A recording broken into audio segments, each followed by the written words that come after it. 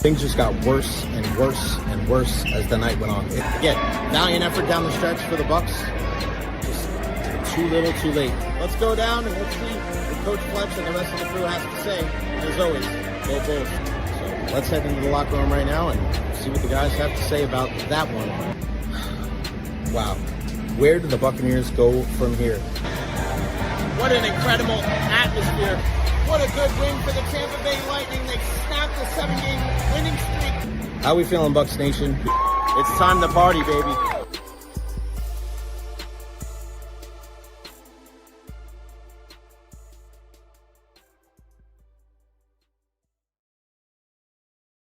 What is going on, everybody? Welcome to the Recher podcast, live here from Benchmark International Arena. It is November 20th, 2025.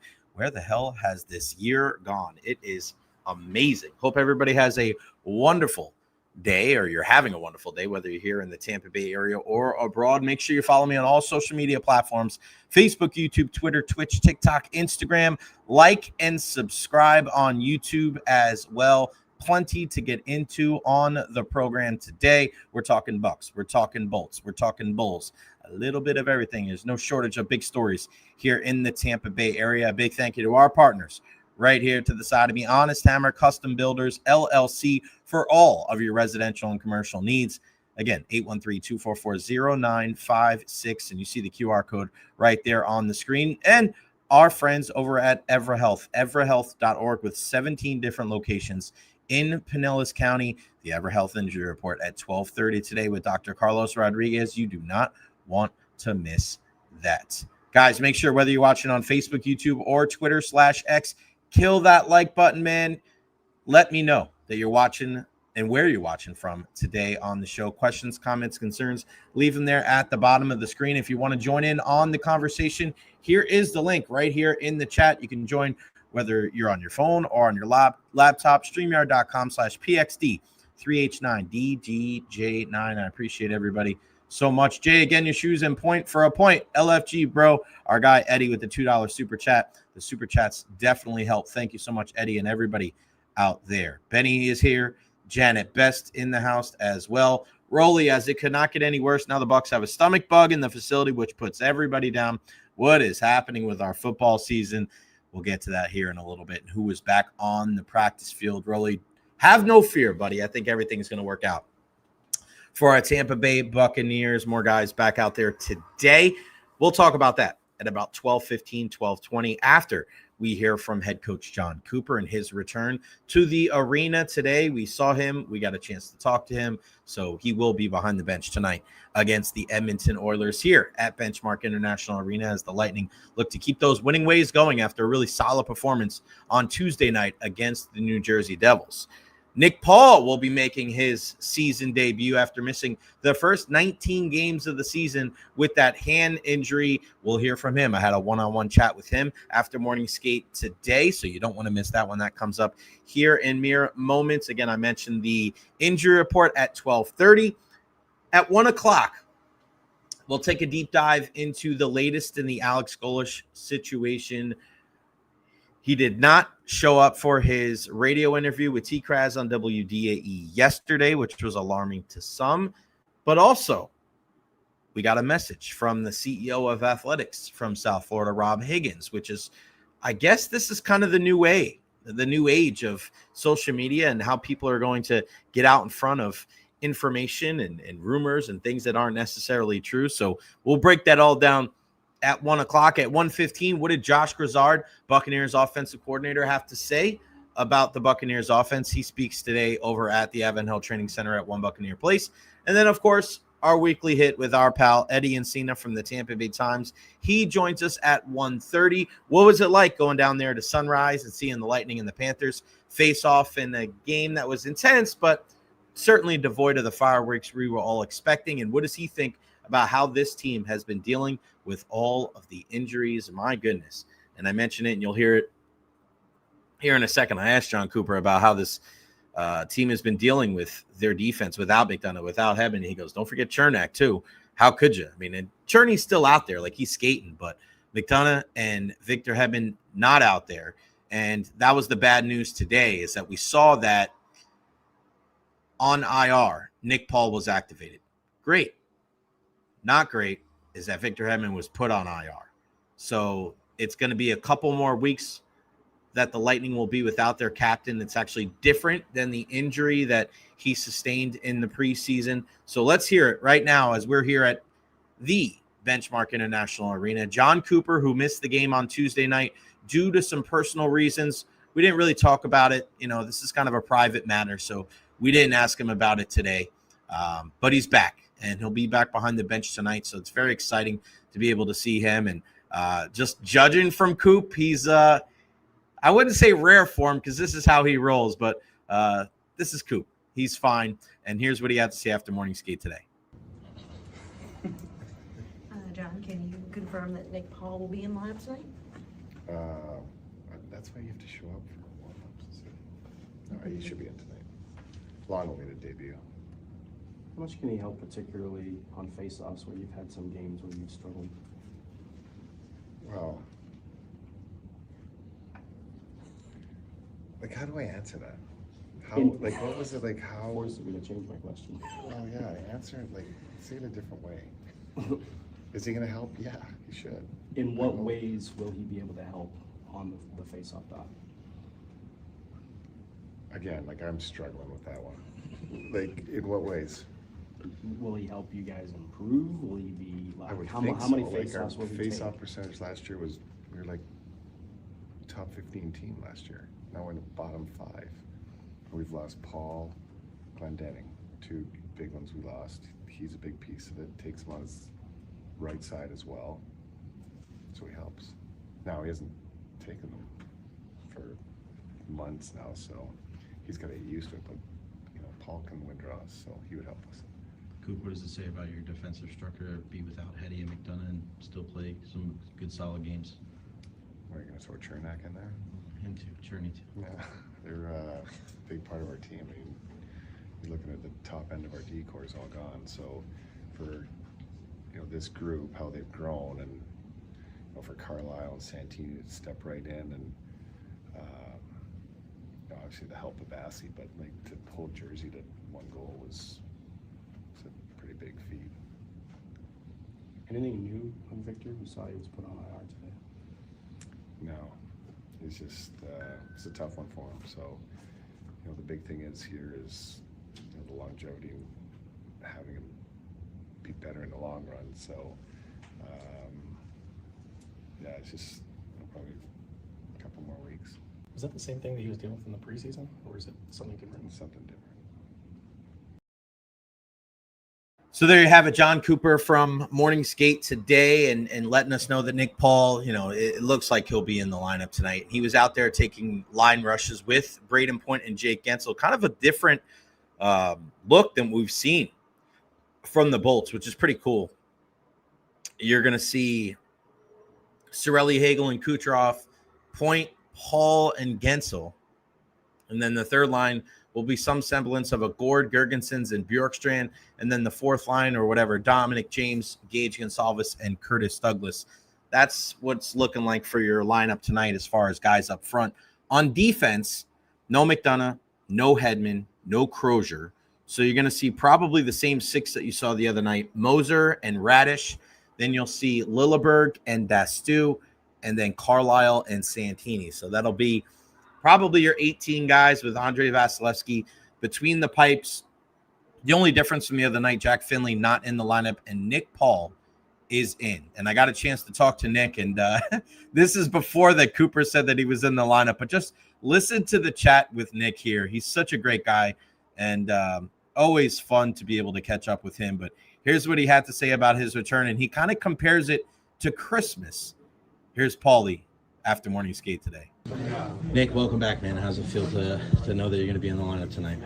Oh, is it out there? I don't know. Oh, I don't know. I don't know. It's the coach's call. I'm sorry. I didn't know. But we'll just wait and see. We got the stick tap, so I think that's good. Yeah, no. If you do get in the lineup tonight. Yeah, I mean, it's just been a long process watching from the outside, and to be back finally feels good, and be with the team and be able to get out there and try and make an impact positively. With a break like this, obviously, don't want to go out there and try and make a big splash at once. Just nice and easy into it, nice and simple, get my legs into it, get the feel for the game, feel for the speed, kind of go from there.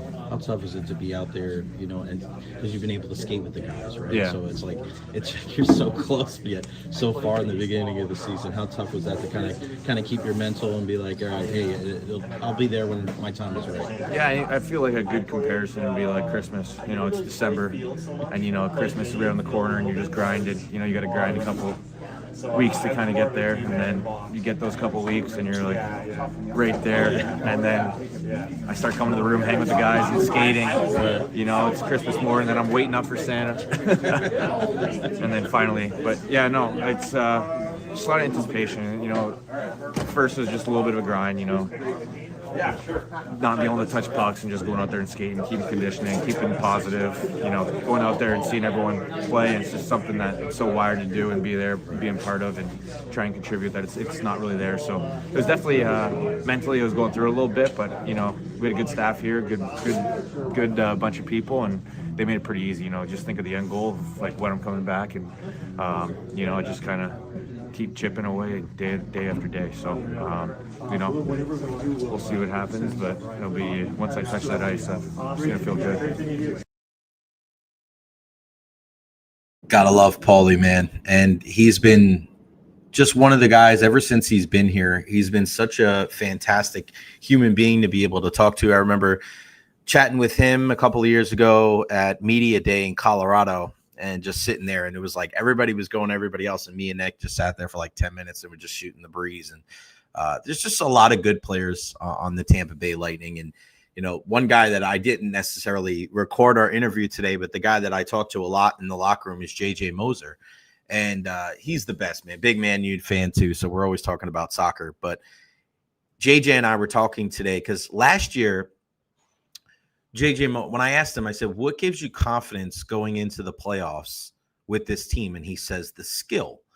And I thought at that time it was a little,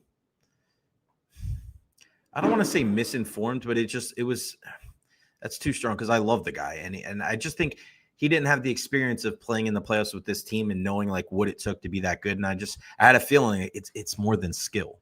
And talking to him today is like, yeah, you're right. It's way more than skill.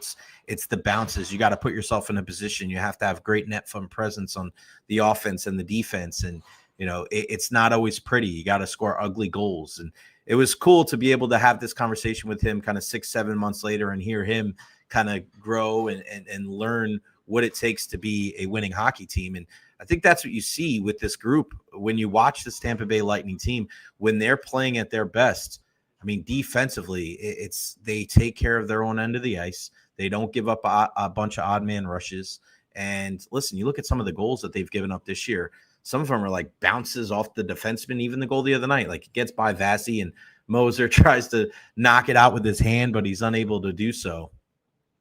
I just think that is the winning recipe for this team. And when you have the depth that accumulated here in the last 12 months, Julian Brisebois has really put an onus on making sure that there's enough guys at Syracuse that can come up and contribute to this team.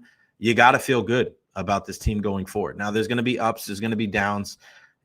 It's going to be a tough task tonight against the Edmonton Oilers. No skate for them because they played last night in the nation's capital against Alexander Ovechkin in the Washington Capitals. So wasn't really thinking we're going to see anybody out there. And when you see the Zambonis on the ice at this time, it means that the visiting team is not skating. So no Edmonton on the ice, but they'll be ready to go tonight. And when you have 97 and 29 out there with Connor McDavid and Leon Draisaitl, it's a team that's going to make sure that you play honest hockey.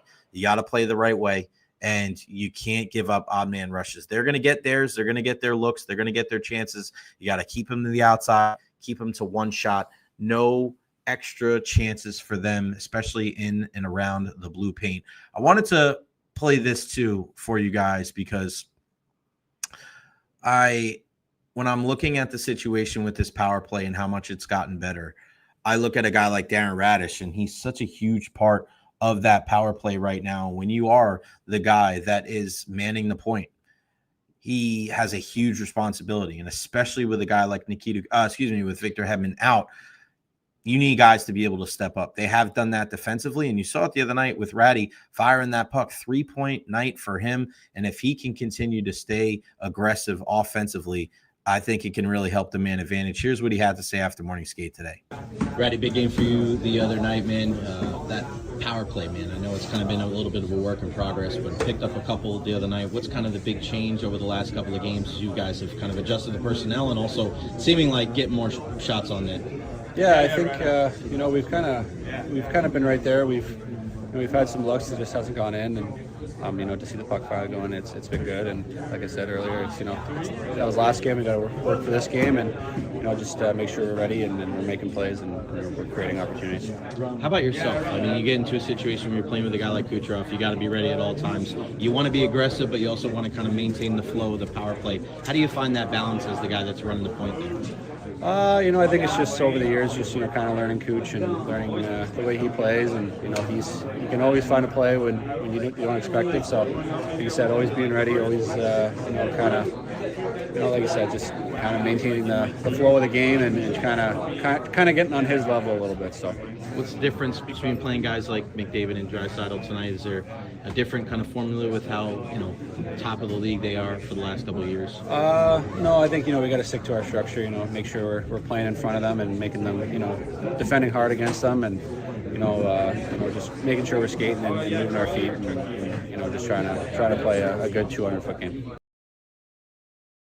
Going to be a challenge tonight, no doubt about it, against Connor McDavid and Leon Draisaitl and that high-powered Edmonton Oilers offense. And you have to make the opportunity. You have to take the advantage of the opportunities that you're going to get. And we mentioned this a couple of weeks ago when we were discussing Darren Radish and Gage Gonsalves, and two guys that looked like they could have been the odd man out, but Darren Radish really in these last couple of games, and he this is kind of what Ratty does, right? We've seen this the last couple of years when it looks like, okay, well, tough decisions might have to be made, and then here he comes and he really plays some of his best hockey, and he brings an element to the table with that shot and the ability that he has to be able to man the point on the power play.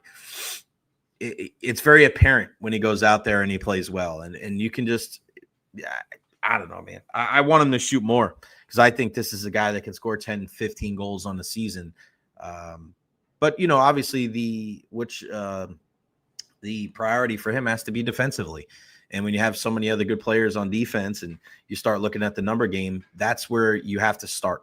The offense is great, but the defense is where it all has to start. And when you have a guy like Charles-Edouard Dastou come in and play as solid as he has, he's not coming out of the lineup. And we know when everybody's healthy, kind of what the numbers are looking like. And Max Crozier on IR, when he comes back, he's going to get every opportunity to be able to contribute to this team. But you think about it tonight, in this game against Edmonton, no Chernak, no McDonough, no Hedman, no Crozier. You're without 4 of your top 6 defensemen going against one of the best teams in the National Hockey League. So it's just a credit to John Cooper and the defensive structure and how much this team is really focused on their end of the ice, that they can play as well as they have recently, keeping the puck out of the net. And we know you're working in concert with a guy like Andrei Vasilevsky, and it's just one of those things where you have to rent his due every single day when you're playing in the NHL. And tonight, the rent might be a little bit more expensive knowing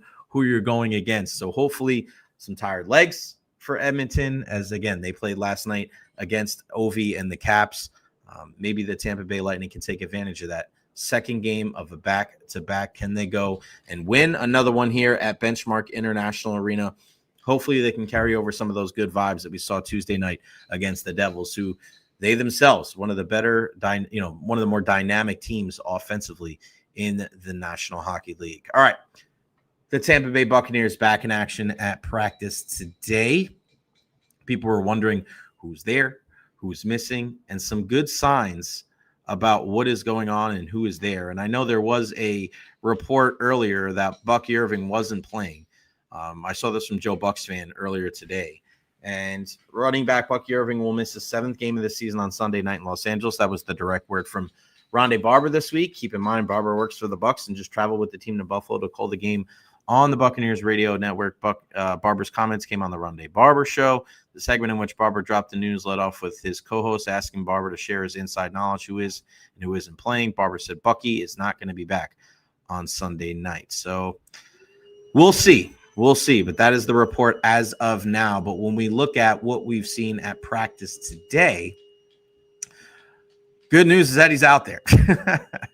He's out there practicing once again. And when you look at this Buccaneers team, just like I guess with the Lightning, we want these guys to be able to get as healthy as humanly possible as we inch closer and closer to the postseason. But there is video today of Bucky Irving and Chris Godwin both back at practice today. I'm still having those long injury absences. Ben Bredesen, who missed last week with a hamstring injury, looks to be giving it a shot today at practice. It'd be great to get him back. And Jalen McMillan was walking around as well. No neck brace, so hopefully we'll see him in the next couple of weeks. Chris Braswell, helmet in hand at practice, trying to see what he can do. Jamel Dean just working on the side with a trainer. And we'll find out when the injury report comes out in a little bit who is out with the illness. There was so many. It was, 5 players and 15 coaches yesterday, guys as much as Graham Barton and Emeka Ibuka and Dan Feeney, Luke Gedeke, Logan Hall, Baker Mayfield. Those guys, quarantine them all. Keep them away from everybody else to make sure that this team is healthy as humanly possible on Sunday against the Los Angeles Rams. And we know when we're talking about this Tampa Bay Buccaneers team and what they're going through right now, this is a huge challenge for them. Going up against the Rams, and again, you're watching more and more of these power rankings come out, and people are saying that the Rams are the best team in the NFL, and Matthew Stafford is he's the front runner when it comes to the MVP. Okay, that's great. That's great. But we know how it is in the National Football League. It's a week-to-week league, and the narrative will change on Monday if the Buccaneers are able to go cross-country and win another game against an NFC West opponent, like we saw them go to Seattle and beat the Seahawks. And a lot of people thought that was a coin flip and there wasn't much of a chance for them to be able to win that game. And that's exactly what they did. But they were very opportunistic. You remember the turnover late in the game with Sam Darnold, the pick from Levante David. And remember Chase McLaughlin had a good week after struggling a couple weeks before. So you need to play complementary football in this game to be able to beat such a well-balanced and a well-coached team in the Los Angeles Rams. And that's what I love about sports, the narratives about this Buccaneers team. And there's a lot of sky is falling. There's a lot of negativity. There's a lot of people out there that are wondering, what's the deal with Todd Bowles? Why is this happening once again? I understand that. But that's the great thing about sports is no matter what the papers say, no matter what the predictions are, they still have to go out there and play the game. And the Buccaneers have an opportunity to let everybody know, no, this is not that mid-season swoon that we've seen the last couple of years, and we are a team to be reckoned with going forward. And I look at this pass rush, and I was having this conversation with somebody earlier today at the arena. The pass rush is the number one thing that concerns me and the number one thing that needs to be rectified if there's any hope of this team making a long postseason run. Because when you can get pressure without sending the house, man, you can really see, especially with the Buccaneers and this Todd Bowles defense, how productive they can be. We saw it in the Super Bowl against Patrick Mahomes. It wouldn't have been you wouldn't have beaten Kansas City as easily as you did in the Super Bowl. And again, it wasn't easy, but when you look at the score, it was certainly a blowout. But you wouldn't have been able to do that if you didn't have Jason Pierre-Paul and Shaq Barrett and Ndamukong Suh and Vita Vea rushing the passer and not having to send these big-time exotic blitzes. Because you remember Levante David and Devin White and the guys in the secondary, Antoine Winfield Jr., those back seven did such a phenomenal job. If those guys were spending the majority of the time rushing the passer, we might be having a different conversation about the tenure of Tom Brady, Bruce Arians with the Buccaneers. So when people have the discussion and they ask the questions about who's to blame and putting this on Todd Bowles, do they have the horses? I think is the question. Did Jason Light do enough to fortify this pass rush to really put Todd Bowles in a position where he can run the defense like he likes to? when he's able to not rely on the blitz packages and these exotic scheme, but do them when he's trying to mix things up and keep that offense off balance. You're going to be able to do it against lesser competition, but are you going to be able to do it against the elite of the elite? That's where you're at when you're the Tampa Bay Buccaneers, is you're not kind of measuring yourself against the Carolina Panthers and the New Orleans Saints and how you do against the New York Jets. You're a team that's made the playoffs. You're a team that's looking to take that next step. You want to see advancement and progress from one year to the next. So you're going to be judged more against the teams that are of that same mindset. Those teams that are not just going to be content with making the playoffs. Those teams that are looking to take that next step, just like the Buccaneers, and making it to a conference championship game and making a Super Bowl appearance. Teams like the Rams, teams like the Seahawks, teams like the Lions, teams like the Philadelphia Eagles. Well, unfortunately, this year, you lose to Detroit, you lose to Philly, you beat Seattle, you have another test against the Rams on Sunday.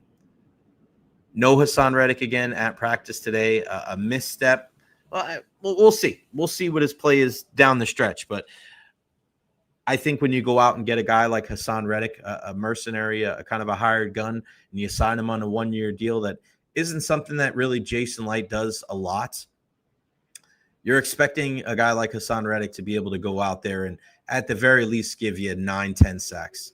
And only a sack and a half so far. Just not good enough. Not good enough for a guy that's proven in this league that when he gets an opportunity to rush the passer, that he's pretty, he's good for 10-12. We haven't seen that. And I know what Jason Light's thought process is when it comes to keeping those draft picks and not mortgaging the future for guys that can get to the passer. But with that being said, sometimes you got to go for it. You got to find balance. You got to find balance in making sure that you utilize some of those draft picks to help your team right now, because not every draft pick hits. We know he's had an incredible track record the last couple of years, and a lot of these guys have worked, especially when you look at later round picks. And when you look at a guy like Tej Johnson as a 7th round pick, where a lot of other teams out there kind of discard their 7th round picks and they don't really care and they throw them into these deals. I think that's kind of a blessing and a curse with the Bucs, where you look at their 7th round pick and you go, look at the importance of a guy like Tej Johnson. Where would this team be without Emeka Egbuka, their 1st round pick, and Tej Johnson, their 7th round pick? Wild for a position that we thought was filled with depth with Godwin and Evans and Jalen McMillan, and at the time, Trey Palmer and Cam Johnson and Ryan Miller. But you look at some of these picks that have not worked out. I look at Chris Braswell as one of the worst picks that Jason Light has made. Does anybody feel like it's going to get better? I don't think so. And when you look at this pass rush and the way that they've attacked it, the way that they've, whether it's using draft picks, whether it's signing free agents, maybe Jason Light has to look at this in a different way. Look at this in a different way of, maybe I need to get an established pass rusher to help my guys, because what we've done so far has not worked. Trying to draft the JTS, trying to draft the Chris Braswell. It's just, you have a guy like Anthony Nelson that's a nice depth piece, but outside of what we saw in New Orleans against the Saints, he is what he is. He's not a guy that's going to be able to contribute week in, week out with multiple sacks. You can't count on Anthony Nelson for 10 sacks. If that was the case, you wouldn't have signed Hassan Reddick on that one-year deal. And I put this on Yaya Diaby too. There's a lot of discussion about almost and maybes and, the pressure and all this. Like, I don't want to hear about pressure. I don't want to hear about high danger chances in hockey. I don't want to hear about exit velocity in baseball, because all of that is almost statistics. They're predictive. Well, if you keep doing this, then this could happen. Doesn't mean that it's necessarily going to happen. You could have all the high danger chances and these expected goals in the NHL. That's great. But at the end of the day, in Game 7 of the Stanley Cup Final, the team that wins isn't the team that has the most expected goals. It's the team that puts the puck in the back of the net. They don't ask you in baseball how many times you hit the ball hard. They ask you how many runs you score. In football, this discussion of pressures is just so tired, and it's not a predictive stat. It's not 100%, because for all the pressure that the Buccaneers get, you would think it would lead to sacks, and it does not. Unsatisfying. And they need to be better if they're going to be able to compete against a team like the Rams this weekend. We are satisfied and happy and thrilled to be joined by our guy, Dr. Carlos Rodriguez, for our weekly Evara Health Injury Report. Doc, so great to see you, buddy. How are things? Pretty good. How are you doing? Nice suit. Thank you, my friend. I'm rocking the purple today. Tampa Bay Lightning in action here at the Benchmark International Arena. Very excited for their matchup against Edmonton. You coming to the game tonight, Doc? I will be there, yes. Oh, it's going to be a good one, man. Connor McDavid. Have you ever seen Connor McDavid in person before? I don't think I have, no. Oh, my goodness. Watch number 97 on the Edmonton Oilers. He's the best player on the planet. And the way that he skates, for a guy like yourself who really understands athletics and the movements of the body, watching number 97 do what he does. He's bigger. He's faster. It's a sight to see, man. Just being able to watch that guy do his thing is certainly a treat. Buccaneers, Lightning dealing with injuries. I mean, I just mentioned Doc. Victor Hedman's going to be out for a while. He's on IR. Ryan McDonough is out. Max Crozier's out. Eric Chernak is out. I mean, it's been kind of crazy that the Tampa Bay Lightning have been able to play so well with guys, being out of the lineup. And I didn't put this in our notes, but I wanted to ask you real quick. Nick Paul's returning to the lineup. We spoke about the wrist injury. This is kind of the timeline, right, Doc? We said November of him being out, and I heard him speaking to some of our other guys before. He goes, guys, I could shoot the puck, but I wasn't very accurate. And you have to make sure that not only are you going to be okay if somebody kind of slashes you or bumps you, but you got to be able to shoot the puck and be able to be accurate. Right. This is kind of right where we thought the timeline would be, right, with Nick Paul? Right. And that's exactly what they talked about before at the beginning of the season. Is like timeline for him to return. They were targeting mid-November as a return time. And I think probably he has been playing and practicing for quite a little bit now. And as he mentioned, he's trying to get more accuracy. He's trying to get back into game shape. But this is right on as far as what the timeline was set for him to come back from that injury to the wrist. Jamel Dean is another big name for the Tampa Bay Buccaneers. And listen, this is a guy that he's played really well this year, but they've been managing his snaps. And I think part of the reason why they've been managing his snaps is because of the contract and knowing what the future holds and wanting to get some of these younger guys. But I think also because these guys have a propensity of getting injured too. And now he's dealing with a little bit of a hip injury. This for a guy that's got such a, change of motion. When you're looking at a corner, because they change direction so much, running forward, running backwards, I mean, having a hip injury is probably one of the worst things you could have, right, Doc? Oh, absolutely. And if you think back, he actually injured the hip. And I don't know if this is the same hip, but he injured the hip against the Eagles earlier in the season. And now he came back against the Bills and played 2 defensive snaps and re-injured the hip. So not sure if this is a new hip injury or is it a recurrence of the hip injury he suffered against the Eagles. My thinking is it's probably a recurrence of the same injury, which is now reported as a hip flexor strain. So basically it's muscles in the front of your hip. Or the muscles basically help you raise your leg up, and especially important in running and cutting. So most injuries, mild injuries, 1 to 2 weeks when it comes to recovery time. Severe injuries is usually 3 to 6 weeks. My thinking is he had the hip flexor injury, took some rest, was doing okay, now came back, re-injured it. So hopefully he's not dealing with that now, a more severe injuries that's going to put him out a longer period of time. There is a really high recurrence rate with these type of injuries. So not surprised that he may have tweaked it again. How does that feel? I'm trying to figure, is it more of a strain, a sore, or is it like a sharp pain? What does that hip flexor strain feel like? Probably a combination of all that, because you're going to have sharp pain whenever you go to cut and whenever you're going to run and take off, the muscle's going to fire. So it's going to have a sharp pain, and then probably in between, you're going to have a dull ache that is going to be present there. But it's really the sharp pain as you're trying to move and make a quick move that really affects you because it stops you. Yeah. I wanted to ask you real quick about there's an illness going around with the Tampa Bay Buccaneers with so many guys being out and 6 players on the injury report yesterday, 15, I think, of the coaches. I don't know if you know this answer, but as far as protocols go, and maybe this is something we possibly learned through COVID, do you get in situations, is it a quarantine situation? You keep guys home because it's such a unique thing, right? Where it's it's one thing if your kids are at school, or it's one thing if it's something that's going around your house, but we're talking about something where you're dealing with 53 players and dealing with probably over 100 people. What's the protocol, if you know, as far as what an NFL or any professional sports team does in a situation like this?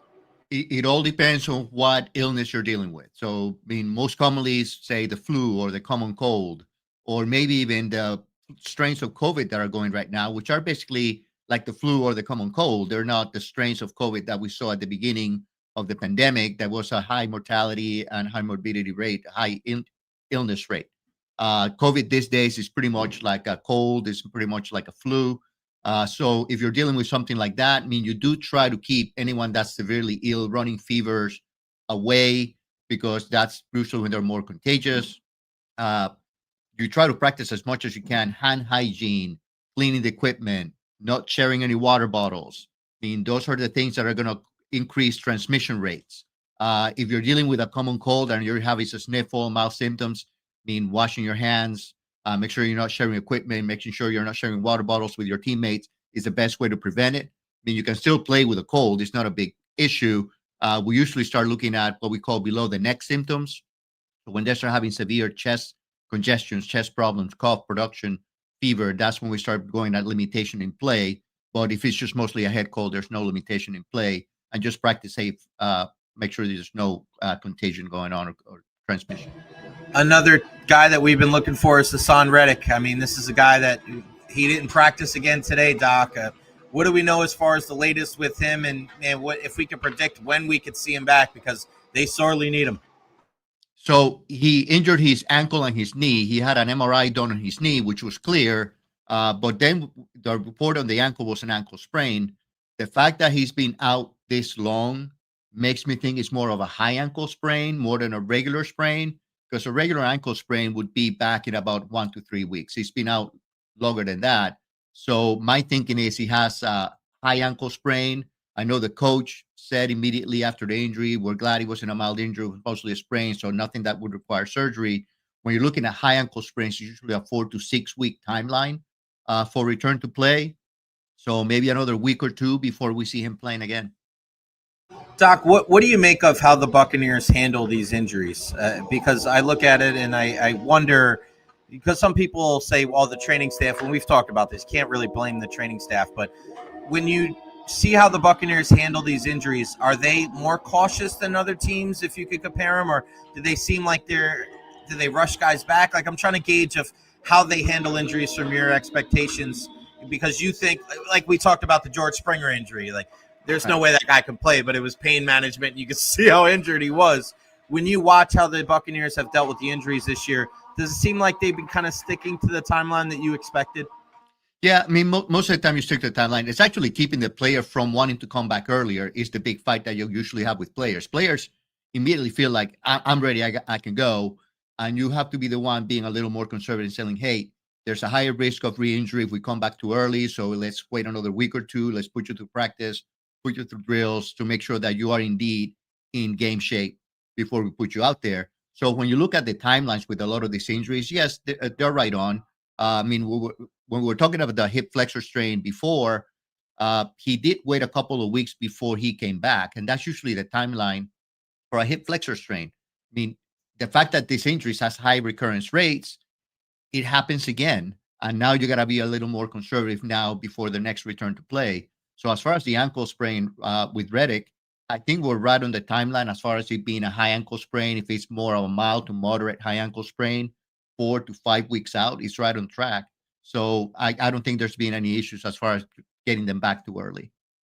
Michael Penix Jr. is a guy that we've kept a close eye on him because he's a kid from the Tampa area, and we see him playing for the Atlanta Falcons within the division. And now, they were hoping it wasn't an ACL, and now it's an ACL. Is that just this kind of the standard thing, Doc, where they had to wait for the swelling to go down to figure out what was going on? And what do you think the recovery time is going to be for him? Because for a young man, he's dealt with a lot of injuries in his young career. He has.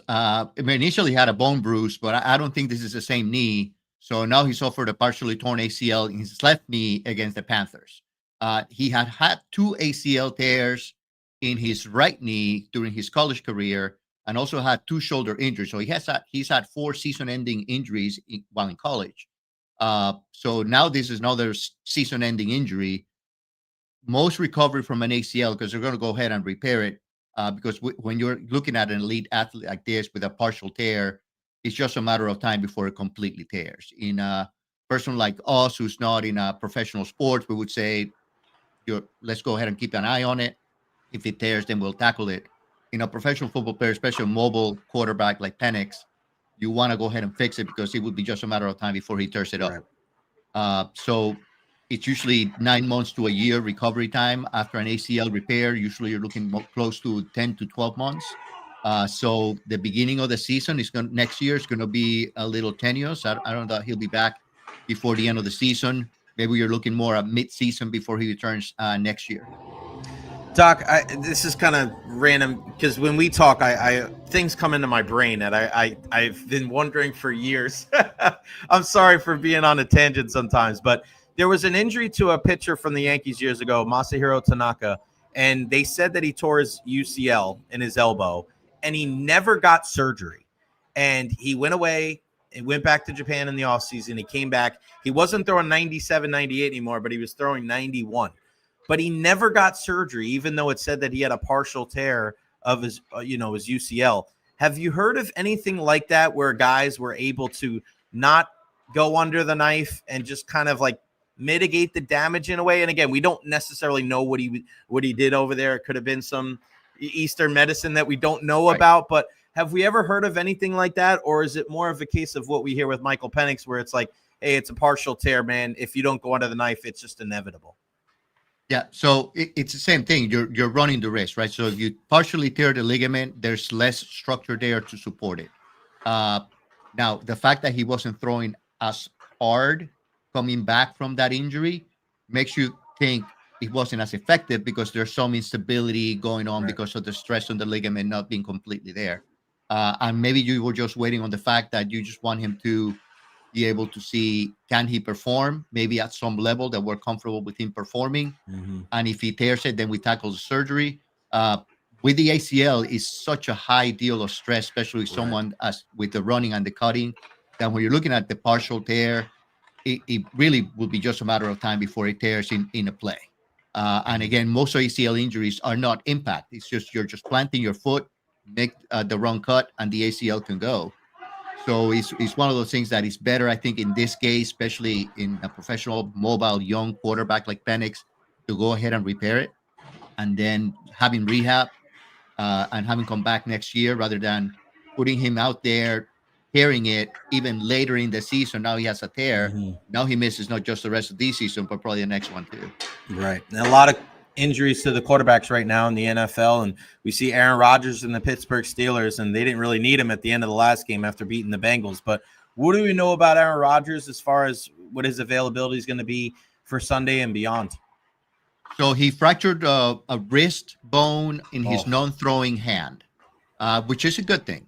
Now, the main thing is you want to make sure that if you brace it and you stabilize it, is he able to take a snap? Not just under center, but is he able to take a long snap? Is he able to grab the ball and grip the ball comfortably that he can then prepare to do a throw? So I don't know that he will play this Sunday because the fracture just happened last Sunday. There's swelling. There's an increased amount of pain there. I don't think he's been practicing at all this week so far. So I don't expect him to be there Sunday, but maybe after that, swelling goes down, pain is a little more tolerable. I mean, and a guy with Aaron Rodgers, I wouldn't worry about pain tolerance. He's probably going to say, I'll play with the pain. I mean, that's the kind of guy he is. Yeah. He's really tough, but it's a matter of, is he going to be effective? Is he going to be able to grab a snap, whether long or under center, and then be able to throw the ball well? And then more importantly, is he able to protect himself if he gets sacked in such a way that he's not going to aggravate that wrist and make it worse? So they got to look at what kind of brace could he wear that would be comfortable to play, but offer a good degree of protection in case he gets sacked. Yeah, it's a great point because people think, oh, yeah, he can throw with his other hand. It's like, it's more than that, buddy, because people are going to target that as well. Before we get back to football, I want to ask you about LeBron James. He makes his return to the Los Angeles Lakers, and they said he was dealing with sciatica. And I think it's kind of crazy. We don't really hear that much, and people are like, oh, it's just sciatica. And I go, we don't hear that very often. And I go, yeah, well, we also don't see 40-year-olds playing in the NBA very often either. I mean, it's not really an injury that we discuss too much in sports, is it, Doc? Well, I think it's we talk about low back pain and herniated disc, and you got to think the sciatic nerve originates in your lower back. Right. So it's not just a nerve that comes out your hip area. It originates in the lower part of your lumbar spine to the sacral area, and that's the most common area where herniated discs happen. And LeBron is 40 years old. He's been putting his body through a lot of stress, playing a lot of basketball, a lot of time in the weight room. So most commonly, sciatic issues are due to herniated discs in the lumbar spine. So that's probably what he was dealing with. Is a herniation that was causing pressure on one of the branches that makes the sciatic nerve, which is going to cause radiation of pain, numbness, sometimes even some weakness in the lower extremity. So you're dealing with discomfort, trouble walking, trouble moving, trouble bending over. And we know if you play basketball, a lot of the times you're in a crouching position when you're defending or dribbling. So not surprised that it's taking time for him to come back. Most of those injuries don't need surgery. Rehabilitation, therapy, strengthening, 95%, close to 90% of folks will get better usually within 3 to 4 months without any surgery. He missed about 14 games, which is a period of about 6 weeks or so. Most people can improve in 2 to 8 weeks. Second most common reason why people get sciatic nerve issues is usually piriformis syndrome or inflammation at the sciatic nerve. And that's more local. That's more at the butt cheek area, hip area where there's pressure in the sciatic nerve by either the muscles or just inflammation. The third one is trauma, but we know he hasn't been in a car accident or anything like that to be traumatic. So it was either a disc herniation or just local inflammation and pressure from the muscles in the area. And in either case, it's time before it gets better.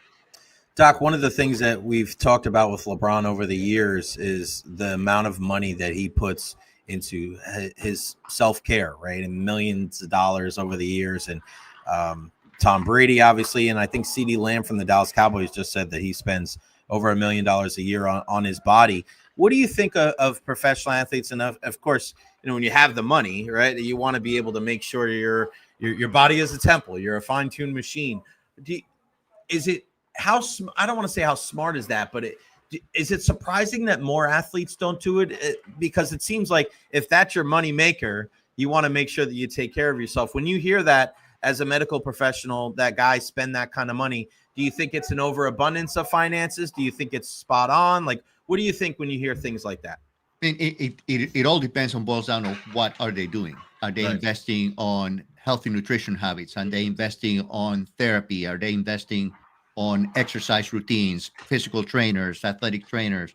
Are they investing in improving their body physically, nutritionally? Those would be great ways to invest, and not just for athletes, but for anybody to make some lifestyle changes to increase the durability and the performance of your body. So when they're spending money that way, I think that's absolutely great. One thing you have to be mindful of, sometimes they may start spending money on things that are either experimental or not proven, or things that you find on the internet, or maybe hearsay from a buddy or somebody that's telling you, well, take these supplements or take this or that. I think it works. That's what you have to be careful with, because any supplement or anything that you put in your body could have side effects, could have issues, or may actually not do anything for you. And you're spending all these amounts of money for really no benefit.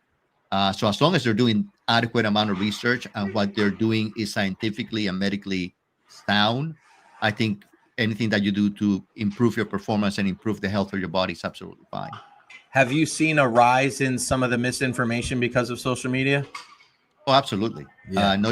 There's a lot of things out there on the internet. I mean, Dr. Google, there's all kinds of things on the internet. And I deal with that almost on a daily basis when I see patients, because they read information. And some information may be accurate. I mean, I'm not saying that everything you read is wrong.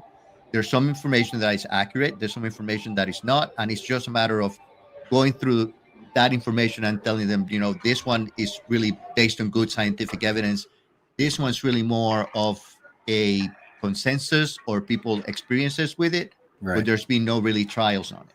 That's the scary part. And, I have a good friend of mine that deals in peptides. And what is doctor's opinion? This is from Greg DeCruz down there in Costa Rica. What is doctor's opinion on peptides to improve health? I've seen a lot. There's a lot more people now with everything with, going from the weight loss stuff. But I've seen so many more people dealing with the peptides that have dealt with inflammation and all different things in their body. What are your experiences and what have you heard as far as these peptides? Because it seems like it's kind of one of the more popular things we're hearing now. Yeah, there are some peptides that can be effective. So again, do due diligence, good amount of research. Now, if you have a balanced diet, you do obtain most of the nutrition, vitamins, peptides, amino acids, proteins in your diet. If you're doing some extreme dieting that is cutting out a good portion of nutritional value, then you have to supplement. Right. But when you look at a regular diet on a day-to-day basis, and a lot of these athletes have really modified big diets that are high in protein, high in carbs to make up for the fact that they're burning so many calories and so many proteins through the course of training and exercise and game time, that you have to modify their diets. As long as you have a balanced diet, do you need to really spend your money with all these supplements and peptides? Not really. Your body, what does most of the time with those excess peptides, it just secretes them out. There's no storage area for them. We do store certain vitamins because they're what we call fat soluble vitamins, and those can be stored. The rest of vitamins that are water soluble, pretty much your body just uses what it needs, and the rest goes out through the kidneys. Yeah, so it's like, all right, well, if you want to make sure that you take care of business, make sure your diet. A lot of it just comes back down to a healthy diet, doesn't it, Doc? I mean, I had that conversation with my dad. And that's what I think people have to kind of balance it out, right? If a healthy diet is not the priority, then maybe you got to find other ways to go about it. But if you're just smarter with what you put in your body when it comes to food consumption, that can really help you out. A couple more football guys I want to ask you before I let you go, Doc. Joe Burrow, man, we've been without him forever with the Cincinnati Bengals. Joe Flacco's done a great job of filling in for him. What do we make of Joe Burrow? Could we see him sooner rather than later? So he had the grade 3 turf toe injury. So he did have surgery on it to fix the turf toe, which is basically he tore the plantar plate on his big toe. The surgery was about 8 weeks ago. Timeline for return post-surgery for a toe turf injury is usually 12 to 20 weeks. So we're not quite in that timeline yet. Now, they did activate him last week. He did some modified practices last week. I believe he did practice yesterday also. So they could be bringing him in a little sooner on the timeline. Now, if I'm the Bengals, I'm thinking we're 3-7. It's a long shot to the playoffs. Right. Do we bring him back, risk injury, and then losing him for a longer period of time? Or do we take our time, see how he does, bring him more towards the end of the season just so he can take some game time, some snaps, and see how it behaves through the end of the season? But I don't know that you want to bring him in so early, especially when there's really no postseason right now, I think, for the Bengals.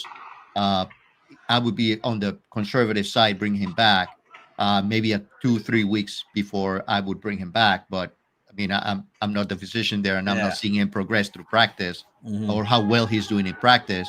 But my thought is closer to a 10 to 12 week post-surgery, so maybe about 2-3 weeks before he comes back.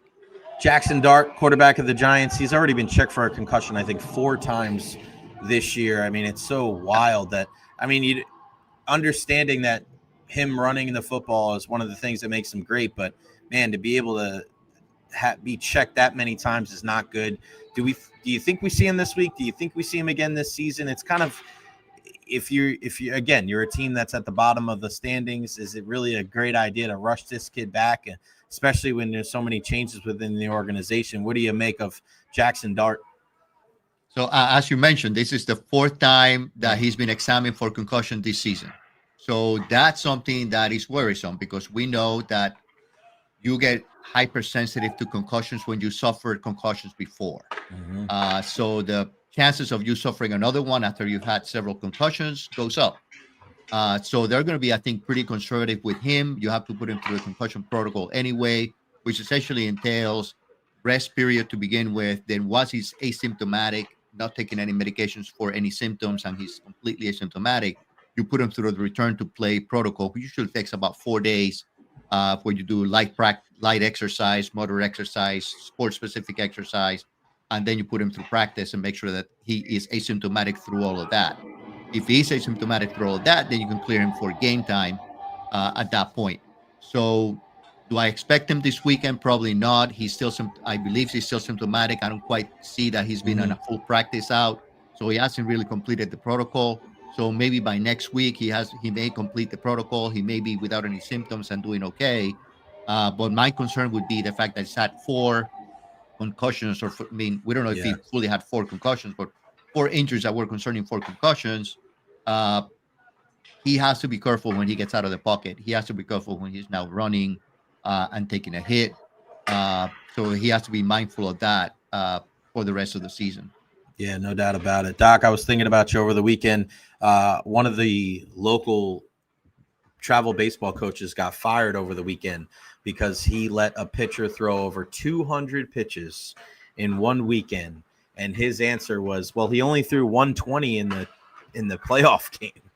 And the coach was like, he was future endeavored, and the organization let him go. And it was just, you feel good that he got let go, because it's just like, what are we doing, right? Like, I mean, I put such a stringent pitch count on my guys, but for a guy's retort to be, well, he only threw 120 pitches in this game, it's like, guys just don't get it, do they, Doc? No.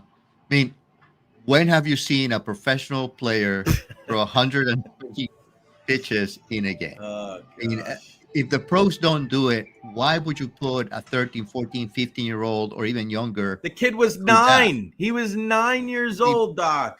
Oh. Yeah. I mean, and again, with kids, the concern is the growth plates. Right. In adults, we'll tear the ligament and we'll fix the ligament. In kids, the growth plates can get separated, and the issue is you can stunt the growth of that plate, which can bring greater consequences for the child later on when it comes to elbow motion, ability to play sports in the future. Right. So you really have to protect the kids when it comes down to injuries, and you have to be mindful of overuse in kids. I mean, anywhere there's a growth plate, the knees, the elbows, shoulders, every single joint, there's growth plates that you have to be worried about. And the elbow, especially in a kid that is throwing, is a very sensitive area, and you don't want that growth plate to start separating, because it can have really big consequences later on. I mean, in the career, and a 9-year-old, again, throwing to 9-year-olds does not translate to when you're 18 and pitching to 18-year-olds. Right. I mean, it's completely different. The kids that are batting don't have the hand-eye coordination to hit the ball that well. So when you're 9, you look like a star when you're out there on the pitching mound. Right. Ah, man, I was thinking about you. I was like cringing when I heard this information. I was like, oh my gosh. Doc, what are we doing? What are you doing for Thanksgiving next week? Anything good? Oh, I usually, for the last probably 20 years, my family comes up to the house, and they all travel from Puerto Rico and from other areas to come spend the weekend with us. So it's a big family gathering. Beautiful. How about you? I'll be in New York. So I leave. It's funny that you say that. I actually leave for Puerto Rico Saturday afternoon. I'm going to a wedding in St. Thomas. So I have to fly to Puerto Rico on Saturday, stay overnight because the layover is 17 hours. And then I leave in the morning to go to St. Thomas. The wedding is on Monday. And then Tuesday I fly up from Puerto Rico to New York for the holidays so I can spend Thanksgiving with mom and dad. And let me know. We'll catch up later. And since you're going to be spending that much time in San Juan, maybe I'll give you some places you can go hit in San Juan.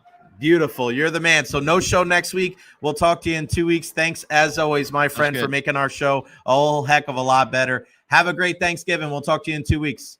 Same to you. Sounds good. You got Happy it, Thanksgiving. Buddy. You too. The one and only Dr. Rodriguez. My goodness, man. And he brings up a great point when it comes to the growth plate. We've had this discussion a lot with a lot of my friends, and I've been passing along this information that we're getting from Dr. Rodriguez when it comes to these arms and not overdoing it. And for me, a guy that wasn't coaching for a while and now getting back into it, it's scary, man. You have to really go above and beyond. And I've really done my due diligence as far as taking care of these kids' arms and not throwing the day after a tournament. And because I was very careful the first time around when I was coaching, and I still had a bunch of guys with arm injuries. And I was never a guy that threw. We had the same kind of pitch counts that we've had over the years. as far as like, you go over 30 or 35, you can't pitch the next day. 60, you got to rest twos. I've always done that. I make sure the guys sit before and after, and guys still had arm injuries because it's more than just the pitching. It's the throwing. It's what they're doing on their downtime. These baseball players don't have downtime. They don't put the glove down in the winter like I did, right? I put my baseball glove down in September and October because it was hockey season. And then I picked it back up and I didn't have any arm injuries till I got older. You didn't really hear that from our guys growing up in New York. But in Florida, it happens all the time, even if you are conscientious of it. And then you have issues like that guy that I just said, with the 9-year-old. My heart dropped into my stomach when I heard that. It was awful. Shout out to Lady Evil, our guy Rolly. Best segment in sports radio with the $10 super chat. Thank you so freaking much. Evolve. Just wanted to show you guys some love. Thanks for all the great content. Thank you so much. And Greg the Cruz, please open a medical center in Costa Rica. He wants. If Doc is going anywhere, he's going back to Puerto Rico. I don't think he's going to Costa Rica. The great Dr. Carlos Rodriguez. Doc, I love you. Thank you so much, buddy. You are the man. And, of course, everhealth.org, guys. 17 different locations in Pinellas County. everhealth.org. Head on over there. They have just a little bit of something for everybody. I love everything that's going on over there with Evara Health. Just great people. Great people. It is amazing.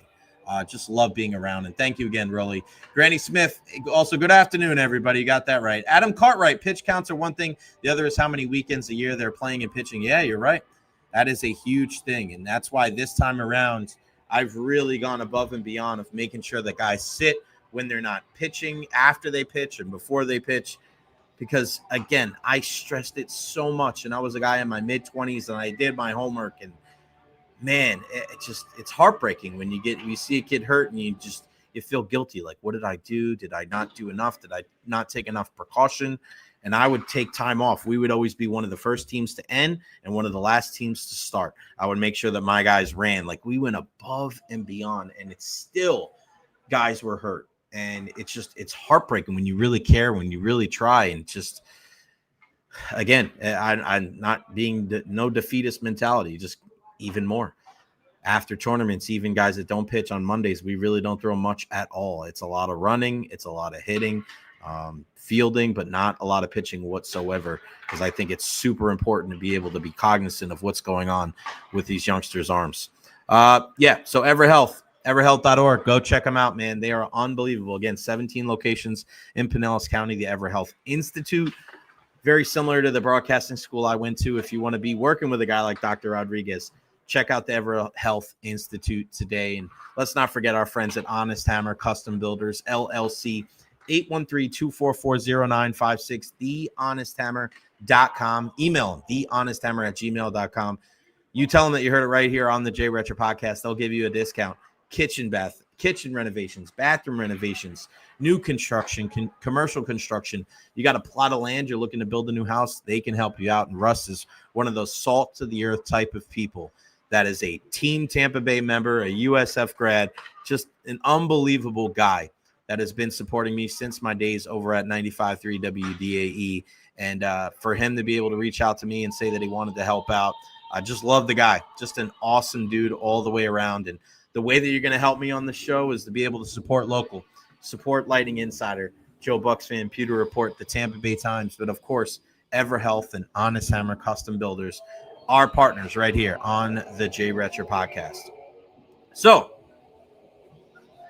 let's discuss one of the biggest topics of conversation here in the Tampa Bay area, and that is what the hell is going on with Alex Golesh and USF. He was slated to be on yesterday with Tom Krasnicki over on WDAE, and he did not attend. And people were wondering, all right, what's the deal? What is the deal? What does this mean? Does this mean that he's done? Does this mean he's going somewhere else?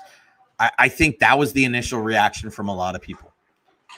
Well, if he's not meeting up with T-Kraz, he's probably scared or he's probably hiding.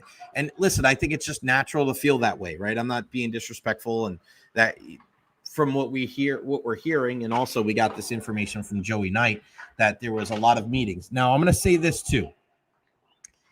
whether you believe it or not. Okay, and I want to pull up this tweet just so you guys see it. And when we're having this discussion, from a point of experience and a point of have you been there before? All right. So Golesh canceled the local radio interview. And then Joey Knight last night, and we know our pal Joey Knight from the Tampa Bay Times, he tweeted this out yesterday. All right, hold on. I'm going to pull this up. Share this tab instead. Okay, so here's the tweet here. Let me bring this down so you guys have a better chance of seeing it. Okay, so here's the tweet from Joey Knight yesterday. I can now report with certainty that Alex Golesh's cancellation of a local radio spot earlier today had zilch to do with coaching vacancies elsewhere. Goles had to rearrange some team meetings, forcing the cancellation, plain and simple. So, what do a lot of people say to that? I think a lot of people still don't believe Joey's tweet, and they still think that there is something behind this. Where there's smoke, there's fire. Even though he didn't admit to interviewing for the Oklahoma State job, it doesn't mean that his representatives did not communicate with anybody in Stillwater. With all of that being said, I can tell you from experience that when you interview, when you're dealing with Alex Golesh, I have actually had that similar situation happen to me. It happened once at WDAE and actually happened once here on the podcast where we were slated to have him on and then meetings changed and he wasn't able to join me. And it wasn't surrounding any type of controversy. It wasn't surrounding anything where he was trying to get away. And I'm not saying that this time is the same or different. All I'm telling you is that I've had a situation on multiple occasions where a discussion with Alex Golesh had to get rescheduled because of this same exact reason. There you go. I'm just giving you what I have experienced in my time here with the media.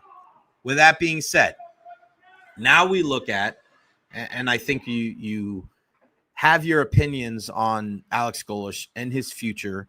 And I've been saying this for the last 48 hours. Is I don't blame the guy, right? Like, go get the money. Go do what you got to do. If this is your dream, if this is what you think is best for your family, it sucks for us here at USF.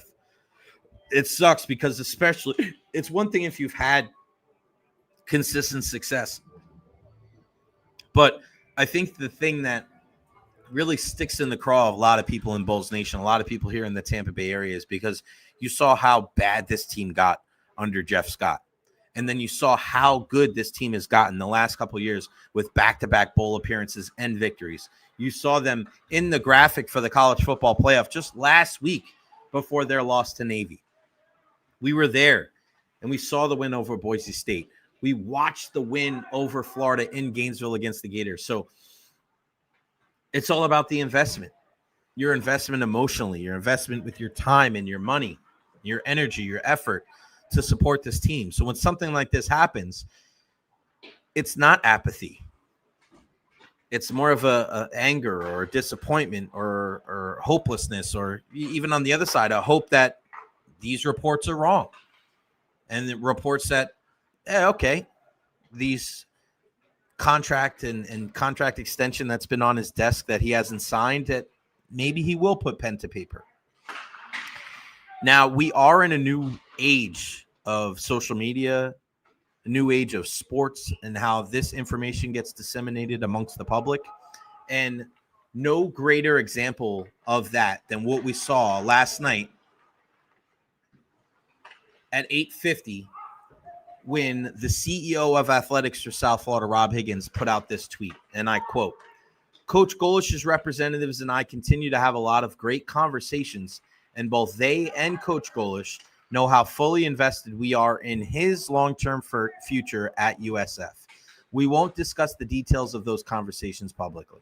We all appreciate how totally locked in Coach Golesh has stayed on our program and student athletes throughout this season, despite what a lot of the false reports that continue to circulate online suggest. Go Bulls." Wow. And if there's one thing that you've learned about Rob Higgins over the years is that my guy is a straight shooter. It's one thing to make these comments about the dialogue between USF and Coach Golesh's representatives. It's another thing. It's another step forward when you say, despite what a lot of the false reports that continue to circulate online suggests, absolutely destroying the reports that we've heard about Coach Golesh interviewing for the vacancy over at Oklahoma State. Now, one thing that we are going to understand that when it comes to job openings, when it comes to a lot of different things in sports, there can be a lack of transparency. There can be certain things that are said that is kind of partial truths, fibs and white lies. Things like that happen.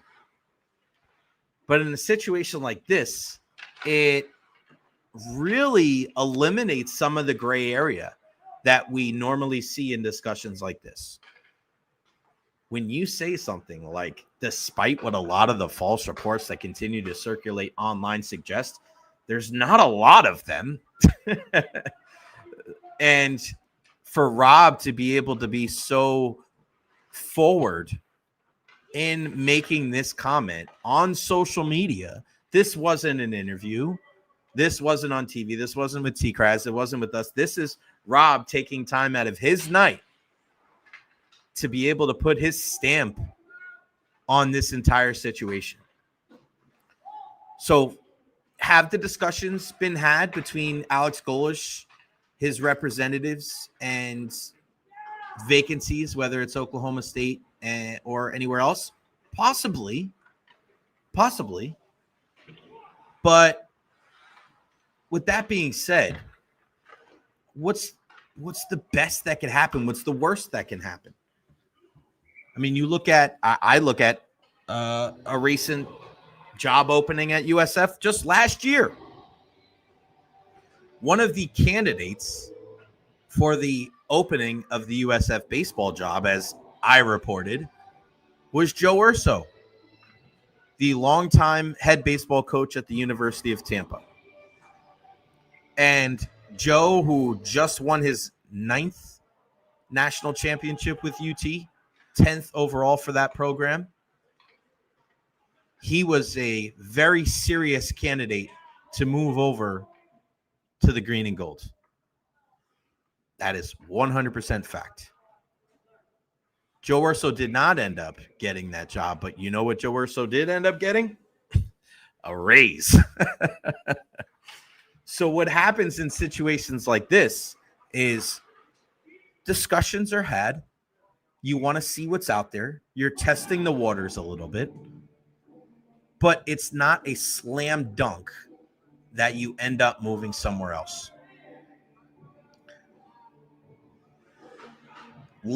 We saw this with Amir Abdur-Rahim as well, where Amir could have been one and done with USF. There were other schools interested. And what did Michael Kelly and the USF boosters and everybody do? They stepped up and look at that contract. If you can go back and find it and look at how many incentives were in there for him, knowing that, okay, we may not be able to meet certain financial benchmarks that other schools can, but we can do this here and this there. And they put in a great effort to keep him around, and they signed him to an extension. This decision, regardless of what it is, I know for a fact is not going to be easy for Alex Golesh, because I do believe him when he says that this place means a lot to him. What he's been able to build here means a lot to him, because he's gotten a lot of support. He's gotten a lot of support from Michael Kelly, from Rob Higgins, from President Law, from Derek Brooks, from the entire Tampa Bay community. And maybe he's a little brash at times. Maybe he could be a little ornery and abrasive. And mean, it is what it is. So he's not all warm and fuzzy. That's fine. But one thing that Alex Golesh really understands is that this is a people business. And you need to make sure that you're surrounding yourself with good people, and you need to make sure that you're treating people with dignity and respect, because when you don't, that word gets out. And when that word gets out, less and less people want to come here, less and less people want to work with you. I mean, Byron Brown sticks around. He could have got banked probably somewhere else, but he understands that this offense accentuates his strength. It accentuates his strengths. Also, he believes in a guy like Alex Golesh. And I go back to what we discussed a couple of weeks ago, if you remember here on the program. I said to you, one of the reasons why that Alex Golesh has been so successful at USF is not because of the X's and O's. It's because he is a leader of men. And we had the discussion about Jarvis Lee, and we go back to the comments that he made about Jarvis Lee when he came here to USF, and about how he was a quiet kid and he was angry at the world. And now he's a leader. And now he continues to step up and be one of the best players on this team. That doesn't happen if you are not invested in people, if you just don't care about somebody's well-being, if you don't care about the person and not just the player. So for somebody like Alex Golesh, knowing that this type of decision is staring him right in the face that could affect his future, not just him, but his family, it's not something that he's going to take lightly. I know for a fact that Alex Golesh loves this place. He loves how this community has embraced him and his family. He loves that the resources are continuing to grow. He loves the support that he's getting in them. And it's impossible to not look over his shoulder and see the stadium there and know that this program and this university is headed to heights that we have never seen in the next 5, 10, 15, 20 years. It's almost a little bit of the Curt Cignetti thing. Alex Golesh stays here. He leads this team to its first ever conference championship. He leads them to multiple appearances in the college football playoff. I mean, this will be his program forever. He'll go down as one of the most important figures in the history of USF athletics. Kind of what Curt Cignetti is looking at. Yeah, he could go somewhere else, but what? You go to Indiana, you're the guy that brought Indiana to heights that's never seen before. Number 2 in the country. Multiple appearances in the college football playoff. They're going to build a statue for that guy. If he did that at Penn State, would it have the same effect? Probably not. You're just going to be next in line. If you go to a place like Alabama, you're coming in after Bear Bryant and Nick Saban. Think about how good you'd have to do. You'd have to win 10 national championships to go above those guys. So we'll see. Because again, if he does end up leaving, and if he thinks that this is the right move for him and his family, because he feels like this is the right time to go, strike while the iron's hot, make this money that's going to give your family generational wealth and put you in a position to see and achieve things that you can only dream of. I mean, you kind of wish him the best and you kind of move on. But I feel a little bit better now today because of what Rob Higgins said right there. I still think it's probably 50-50 if he stays or goes, but the fact that Rob Higgins was able to go online and be able to put that out there, he understands what that does. Rob Higgins understands by going on social media last night at 8:50 and saying that those reports were erroneous. He's drawing a line in the sand and saying, don't believe everything you hear on the internet. Probably pretty damn good advice from the CEO of USF, our good pal, Rob Higgins. All right, so Josh Grizzard just recently spoke over at the Evara Health Training Center at One Buccaneer Place. And when you look at Grizzard, he is a guy that I think is learning on the job and a young man that there was a lot of hope and optimism going into the season because he had the experience of being in that room, working with the passing game, working with Baker Mayfield as one of the guys that worked with Liam Cohen last season when this Buccaneers offense really was super successful. But he still has room to grow. And I think the onus for him needs to be to continue to run the ever-loving football. Run, run, run. And I know it's guys working together. I know it has a lot to do with what that offensive line does. But when you watch what Tristan Wirfs did in that game against the Buffalo Bills, I mean, you could argue that he was probably the best player for the Bucs outside of Sean Tucker. Unbelievable. And Josh Grizzard just said they were pressing on the guys to get the run game going after the bye week. They challenged the offense on the road, and they accepted it. And you love to hear that. He also said that Ben Bredesen is improving and in a good spot, so hopefully we'll see him on Sunday against the Rams. Grizzard also says the Rams defense is a good unit. Noted how it's a good scheme with players who have really bought in. They're young, and they affect the game at all three levels. We mentioned the run game. But as far as the play calling goes and the play of the offensive line goes, I think a lot of people want to see Sean Tucker get more carries going forward, whether that's going to be with Bucky or without Bucky. They need to make sure that he is involved, because what he's been able to do when he gets the ball is show a level of burst and speed and agility that Rachaad White just doesn't have. And that's not taking anything away from Rachaad, but he's more of a north-south runner. He's going to get those tough yards.